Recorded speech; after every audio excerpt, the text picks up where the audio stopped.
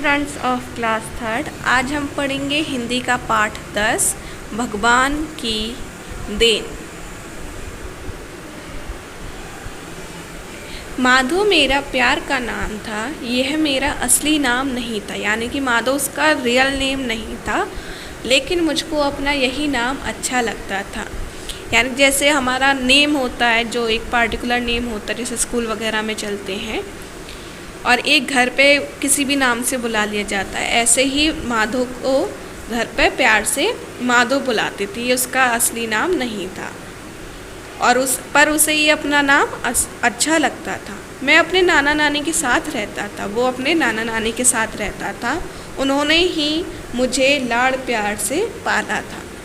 हमारा घर तो बहुत बड़ा था, परंतु परिवार छोटा सा था। नाना नानी, मामी और मैं बस। यानी कि उसके घर में नाना नानी, मामी और वह रहता था। मेरे नाना बहुत लंबे और ताकतवर थे। उनका बड़ा रौब था। उनकी आवाज़ बड़ी भारी थी। लोग उनका बहुत आदर करते थे। नाना जी भगवान के बड़े भक्त थे। दिन में कई बार पूजा पाठ करते थे। रोज़ मंदिर में जाते और देवी देवताओं को भेंट पूजा चढ़ाते। यानी कि जैसे हम पूजा करने जाते कुछ ना कुछ चढ़ा के आते हैं, ऐसे ही वे चढ़ा के आते थे। हमारे गांव में और उसके आसपास कई मंदिर थे। वह अक्सर मंदिरों में पूजा करवाती। हर शुक्रवार को एक बड़े मंदिर में खास मेरे लिए पूजा करवाते थे। उस दिन मुझको भी उनके साथ मंदिर में जाना पड़ता था। मुझको मंदिर जाना अच्छा लगता था। वहाँ बड़ी अच्छी अच्छी चीज़ें देखने को मिलती थी। वह मंदिर बहुत ही सुंदर और सबसे निराला था। शाम को वहाँ बहुत रोशनी होती थी। मिट्टी के सैकड़ों दिए जगमग करते, फूलों का ढेर लगा रहता। यानी कि वो मंदिर बहुत अच्छा था, बहुत सुंदर था। वहाँ पर शाम को बहुत रोशनी होती थी दियों की। जो मिट्टी के दीपक होते हैं वो पूरे मंदिर में जलाए जाते थे, तो उससे बहुत अच्छी रोशनी होती थी। शंख बजते, घंटे घड़ियाल बजते और रेशमी कपड़ों और सुंदर गहनों से सजी भगवान की मूर्ति को देखते रहने का मन करता। यह खास पूजा शाम को जरा देर से होती थी। पूजा का समय होता तो हम अंदर जाते और भीतरी मंदिर के बंद दरवाजे के सामने खड़े रहते। शंख बजने के साथ मंदिर का दरवाज़ा खुल जाता। उसी समय हम सब पूजा करते। नाना जी बड़े भक्ति भाव से मेरे लिए वरदान मांगते। एक दिन मैं नाना जी के साथ मंदिर जा रहा था। रास्ते में मंदिर वाले तालाब में स्नान किया। स्नान यानी कि नहाया। मैं स्नान करके बाहर निकला तो बालू में कोई चमकदार चीज़ पड़ी हुई दिखाई दी। मैंने उसे उठा लिया। देखा तो वह चांदी का रुपया था। मैं बहुत खुश हुआ। मैंने सोचा भगवान ने मेरे लिए जेब खर्च भेजा है। मैंने नाना जी को रुपया मिलने की बात बताई। उन्होंने पूछा कि वह रुपया तुझे कहाँ मिला था। मैंने बताया कि भगवान ने मेरे लिए बालू में डाल दिया था। नाना जी ने उस समय मुझसे कुछ नहीं कहा। जब हम मंदिर में पूजा कर चुके तो नाना जी ने मुझसे रुपया मांगा। मैं देना तो नहीं चाहता था, पर नाना जी की बात कैसे टालता, यानी कि नाना जी को कैसे मना करता। उन्होंने रुपया लेकर पुजारी को दे दिया। मुझको नाना जी पर बहुत गुस्सा आया। रास्ते भर मैं उनसे नहीं बोला। घर पहुंचकर उन्होंने मुझसे पूछा, तुम उदास क्यों हो माधो? रुपए के लिए? मैं कुछ नहीं बोला। उन्होंने फिर कहा, तुमको जो रुपया मिला था वह भगवान की देन नहीं है। वह किसी और का रुपया था जो वहाँ गिर गया होगा। भगवान इस तरह रुपए बांटा नहीं करते। यदि तुम मेहनत करोगे तो वह ढेर सारा रुपया कमाने में तुम्हारी मदद करेंगे। कभी उस पैसे को हाथ मत लगाना जो तुम्हारा अपना कमाया हुआ ना हो। समझे? मैं नाना जी की बात समझ चुका था। यानी कि जैसे हमें रास्ते में पैसे मिल जाते हैं तो हमें वो पैसे अपने पास नहीं रखने चाहिए, क्योंकि वो किसी और के रुपए होते हैं, वे हमारे रुपए नहीं होते। हमें रुपए तब मिलेंगे जब हम खूब सारी मेहनत करेंगे, तब जाके हमें रुपए मिलते हैं। और किसी दूसरे का सामान हो तो बिना उससे पूछे कभी भी वो सामान उठाना नहीं चाहिए, ना ही उसको हाथ लगाना चाहिए।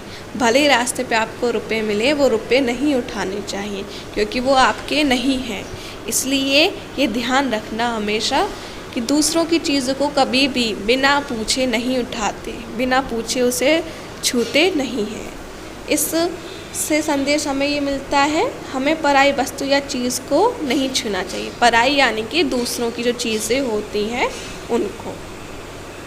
अब तक आपने पढ़े थे चैप्टर, अब हम करेंगे अभ्यास यानी कि एक्सरसाइज जो बुक के अंदर होती है। सबसे पहले आप करोगे इसमें प्रश्न 1, निम्न प्रश्नों के उत्तर दीजिए, जिसमें आपका फर्स्ट है मौखिक। तो ये आपको करने हैं अपनी नोटबुक के अंदर। जैसे क है, लेखक को अपना कौन सा नाम अच्छा लगता था, मैंने चैप्टर में बताया आपको। ख, लेखक के नाना जी कैसे आदमी थे। ग, नाना जी ने चांदी का रुपया किसे दे दिया। ये आपको अपनी नोटबुक में करनी है। उसके बाद है लिखित क्वेश्चन आंसर, जिसमें क है, लेखक के लिए खास पूजा कब और कैसे कराई जाती थी। तो इसमें आपको आंसर लिखने हैं बुक के अंदर। ख है, राजा ने क्या सोचकर चांदी का रुपया अपने पास रख लिया। ग, नाना जी ने माधो को क्या समझाया। राजा जो ख है ना, राजा माधो का नाम था असली, तो इसलिए यहाँ पर जो माधो ने चांदी का रुपया अपने पास रखा था ना, वो आंसर आपको लिखना है। फिर है क्वेश्चन नंबर 2, सही उत्तर का चिन्ह लगाइए। तो क है, माधो के परिवार में कितने लोग थे। 1, 2, 3 या 4। ख है, माधो के लिए विशेष पूजा किस दिन होती थी। सोमवार को, मंगलवार को, शुक्रवार को या रविवार को। ग, नाना जी ने माधो के लिए भगवान से क्या मांगते थे। पैसा, स्वास्थ्य, वरदान या विद्या। घ, माधो को चांदी का रुपया कहाँ दिखाई दिया। बालू में, तालाब में, मंदिर में या घर में। फिर है क्वेश्चन नंबर 3, इसमें आपको रिक्त स्थान करने यानी कि फिल इन द ब्लैंक्स। तो ये क है, मेरे नाना नानी मुझे बड़े डैश से पाला था। ख है, मेरे नाना बहुत डैश और डैश थे। ग, हमारे गांव के आसपास कई डैश थे। घ, नाना जी बड़े डैश से मेरे लिए वरदान मांगते थे।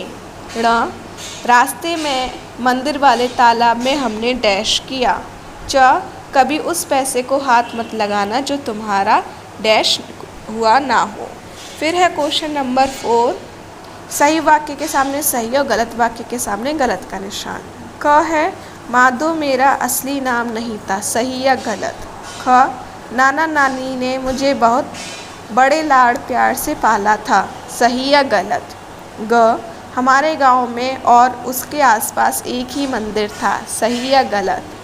घ, मुझको स्कूल जाना अच्छा लगता था, सही या गलत।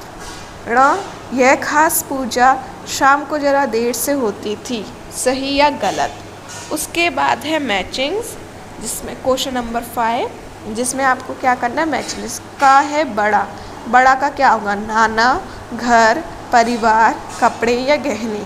खा है छोटे में क्या आएगा, नाना, घर, परिवार या कपड़े, गहने। ग, ताकतवर। घ, सुंदर। ड़, रेशमी। जो आंसर सही हो उससे उसको मैच करना है, ठीक है। फिर है क्वेश्चन नंबर 6, इसमें क्या करना है, यदि तुम्हें सड़क पर 100 रुपये का नोट पड़ा मिल जाए तो तुम क्या करोगे, सोचो और लिखो। क्वेश्चन नंबर 7 में क्या करना है, अनेकार्थी शब्द हैं। जैसे यहाँ पर देखिए, मैं और नाना जी रोज़ मंदिर जाते थे, यह रुपया किसी और का है, मुझे थोड़े और चावल दीजिए।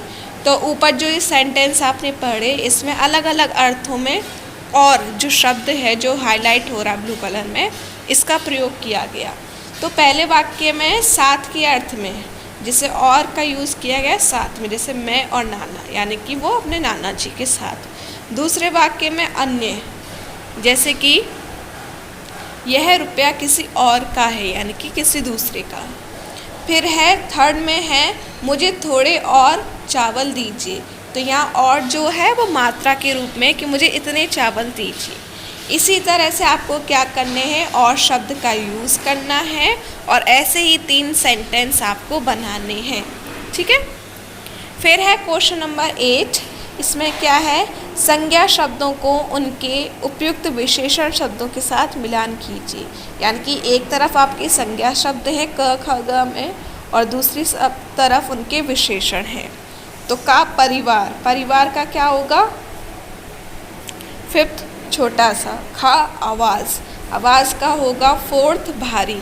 ऐसे ही आपको नाना, मंदिर, कपड़े, रुपया, ऐसे करके सही से मिलान करने हैं संज्ञाओं को उनके विशेषण शब्दों के साथ।